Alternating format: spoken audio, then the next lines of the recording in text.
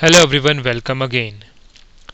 Well, in this video we are going to discuss about different types of automation framework. So if you look at the diagram that represent how an automation framework should be.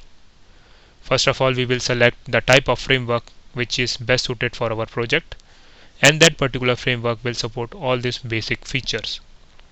For example, reporting. Framework should be capable enough for generating the report after the test case execution. Centralized configuration. That represent that all the configuration should be present at one file, and that configuration should be applicable to all the script. Screenshot and logging mechanism will be used for debugging purpose. So suppose your test case got failed.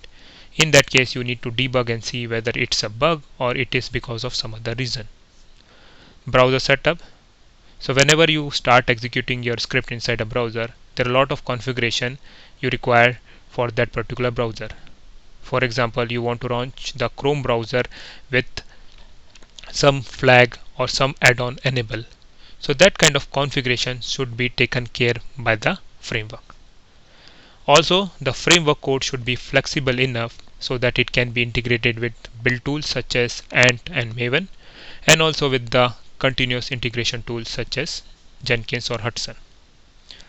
When we talk about the framework code should be available at the repository such as Git, SVN, so that other people of the organization can leverage its functionality. So the first type of framework is modular framework. So in case of modular framework, whatever the common component you see on the web page will be mapped to a class inside the framework, and that class will contain the method which will perform the action which is associated to that UI component. For example, if you look at the Bugzilla web page, the common component can be link, text box and button. So there will be a class for this component in our framework, and whatever the action associated with this component will be mapped in the form of method in that class. And this is the framework which we have developed during this course. So for example, if you look at the helper folder, we have text box helper, which is specifically meant for performing action related to text box. So this is the class which is mapped to that particular component, and we have methods such as type in text box and clear, which is going to perform typing and clearing of text box. Similarly, we have button helper, which is used for performing action related to button, and the action can be click or click login and click logout. So the overall action is click. Similarly, the combo box helper is used to select the value from the drop down or combo box. So this class will perform all the action related to that. So we have select by value, select by index, select by value, and select by visible text. So this is the concept of modular driven framework or a modular framework. So along with this, the other basic feature such as reporting. So we have created custom class which will generate our Excel report for us, and also we are taking the help of TestNG report plugin provided by Jenkins or Hudson for generating the report. And the other thing is that we are also using the built-in functionality of TestNG for generating the report. So if you look at here, I have a custom report listener which is going to generate a Excel report for me. And also when we run our script using the TestNG XML, so TestNG take the help of its report plugin to generate the report in the form of HTML web page. And third thing is that when we integrate this thing to our CI tools such as Jenkins and Hudson, they also provide the plugin for the report generation. After this, the centralized configuration. So for this we are using, if I go inside the resource, so we are using config.csv and config.properties file to store our all the configuration. So this will be the basic configuration for our framework and also for the script which is going to be executed by this framework. And the next thing is that screenshot. So for taking the screenshot, we are taking the help of WebDriver framework. So inside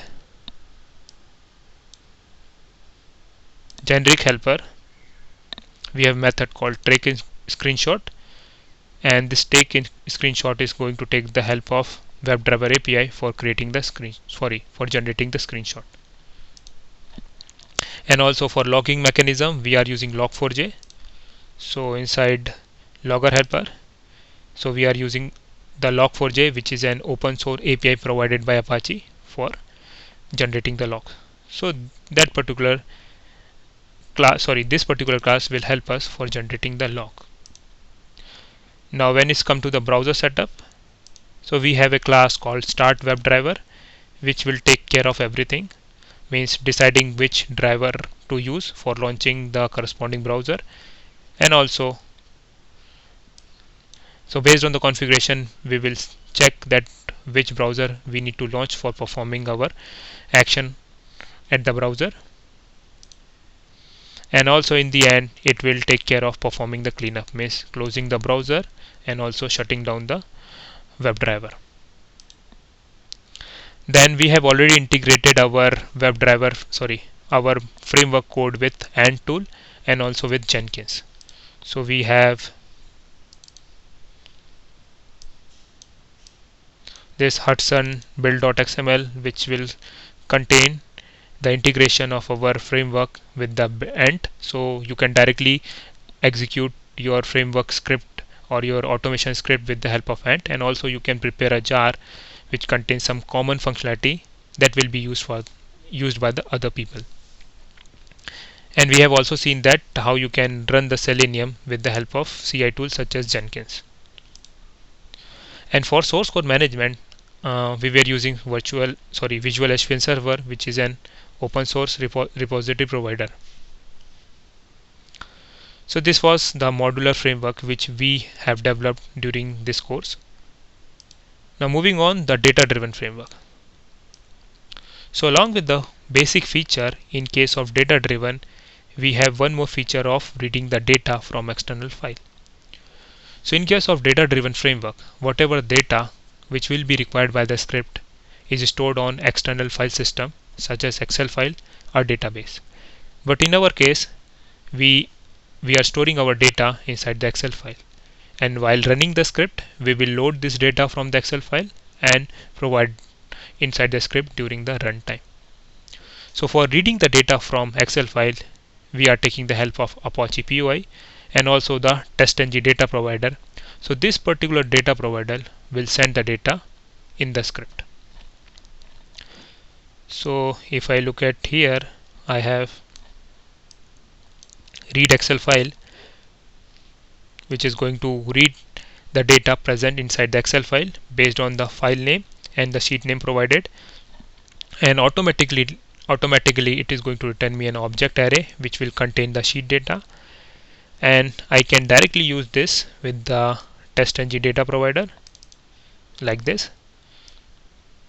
So all the data which is required by the script will be taken from the Excel file and using the data provider supplied inside the script. So this was your data driven framework. Now next one is keyword driven framework. So in case of keyword driven framework, whatever the steps which is required by test case will be documented inside the file, and every step will be mapped to a unique keyword, and that unique keyword will have a definition inside the framework. So along with this basic feature we have one more feature of reading the data based on keyword. Okay, so let me show you an example.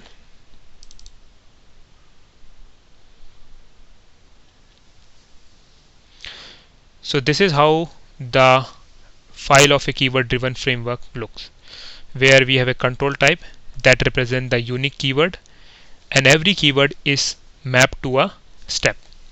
So if you look at this particular step, it is performing a click action on a file a bug link.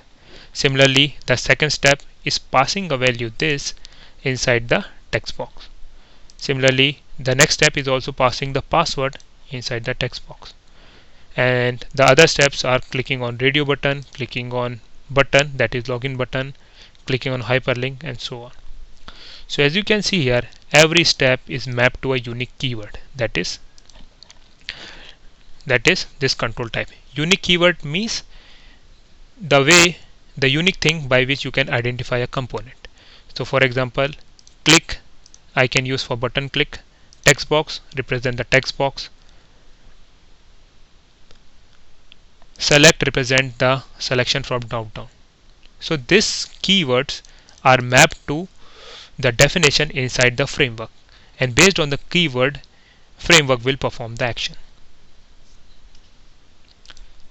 So again, once more, in case of modular framework, every general component will have a mapping class inside the framework, and the framework class will have the method which will perform the action associated with that component.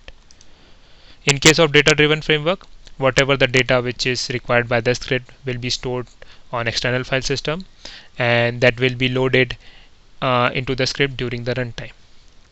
In keyword driven framework, every step which is a part of your test case will be documented inside a file, and every step will be mapped to a unique keyword. That unique keyword is mapped to one of the functionality inside the framework. So this was the keyword driven framework. So that is the reason why it is named as a keyword driven, because it's all about keyword. Based on the keyword, the framework will perform the action. So in our next video, I will show you how you can code for the keyword driven framework.